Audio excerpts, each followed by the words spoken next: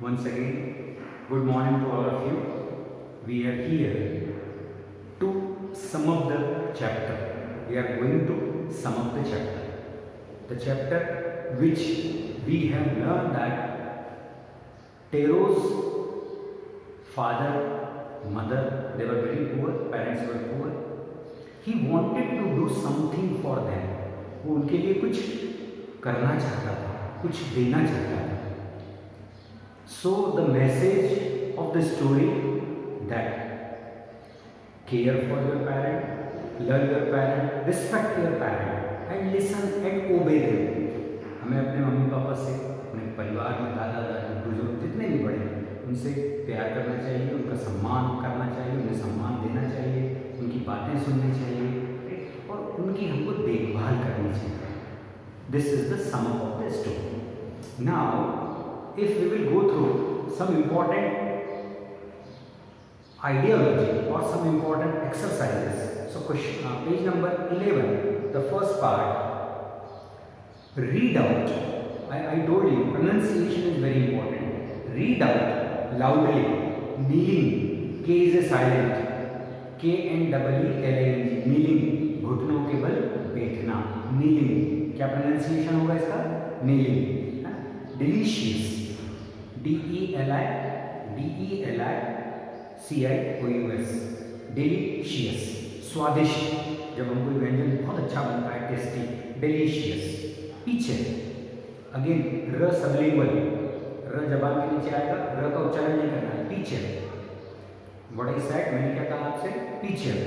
पीछे means embankment of something. आप किसी चीज को इकट्ठा करने के लिए, अदल पीछे हो सकता है, वो मिट्टी का मटका है ना, लकड़ी का कोई सा कोई भी चीज जिसके अंदर आप कुछ चीज रख सके. पीछे घड़ा. Then procession. Procession means when people are moving in a queue और इन ए ग्रुप, है ना, जिसको आप कहते हैं कोई बारात निकलना है ना, उत्सव जैसे लोग निकलते हैं, that is procession. So speak loudly. आप कांच के सामने खड़े होकर इसको 2-3 बार बोलेंगे तो आपको प्रोनाउंसिएशन और इम्प्रूव होगा. Meaning, delicious, picture, procession. Now another question, just orally. हम orally आपसे पूछेंगे, orally जवाब देंगे. पहला, how can you say that Tero is a thoughtful son? How can you say that Tero is a thoughtful son? आप कैसे कह सकते हैं कि टेरो अपने मम्मी पापा का ख्याल रखता था या वो बच्चा था जो उनकी इच्छाओं को पूरी करना चाहता था? तो obviously how can you say Tero is a thoughtful son? Because orally जवाब, because Tero care, यहाँ cares होगा, ध्यान देना होगा. अगर हम प्रेजेंट में बोलते हैं, सिंपल प्रेजेंट में, कि टेरो अपने मम्मी पापा का ख्याल रखता है, तो tarot cares, tarot singular form, S और एस लग जाएगा. वर्ब क्या? Care is a verb. So tarot cares parent and loves him. अगर हम पास में बात करें कि टेरो ने अपने मम्मी पापा को प्यार किया या प्यार करता था, राइट, उनकी रिस्पेक्ट करता था, तो हम ईडी लगा देंगे. तो simply we will say he loved, ED लगा दिया. तो क्या करता था वो? मम्मी पापा को प्यार करता था. He loved his parents, he loved his parents, right? And he cares. तो मैंने यहाँ सिर्फ केयर लिखा. आप चाहें तो केयर्स लिख सकते हैं कि वह मम्मी पापा का ख्याल रखता है, या he care for his parents. तो first answer. Second, what did the magic waterfall give to Tero? इस क्वेश्चन को थोड़ा सा ध्यान से देखिए. इसमें did का प्रयोग हुआ है ना, past indefinite, did, second form, do का second form did, third form done. If you will see that जब भी हम डिड, जिस क्वेश्चन में डिड आता है उसमें जो वर्ब है, डिड के बाद जो वर्ब है उसका हम सेकंड फॉर्म लिखते हैं, आंसर में उसका हम सेकंड फॉर्म. तो क्वेश्चन है, what did the magic waterfall give to Tero? जादुई झरने ने टेरो को क्या दिया? राइट, क्या दिया? करेक्ट, सेक, राइस सूप. तो हम डिड को हटा कर जब हम did हटाएंगे तो give का सेकंड फॉर्म हो जाएगा gave, give का second form gave. The magic waterfall, the magic waterfall सबलिंगुअल आएगा ना.